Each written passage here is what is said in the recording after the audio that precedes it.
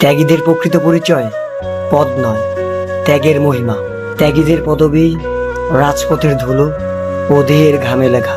তাদের কপালে মুকুট নেই, নেই কোনো ঝকঝকে চেয়ার, তবুও তারা হয়ে ওঠে যুগের আলোকবর্তিকা। যারা ঝড় বৃষ্টি লাঠিগুলির ভয়কে অগ্রাহ্য করে নিজের রক্ত ঘামের বিনিময়ে দলের পতাকা উঁচু রাখে, তাদের পরিচয় কি কেবলমাত্র একটি পদ বা নামের মধ্যে বেঁধে রাখা যায়? না, কখনোই না। তাদের হৃদয়ের ত্যাগই তাদের প্রকৃত পদবী, তাদের রাজপথের সংগ্রামী তাদের আসল সম্মান।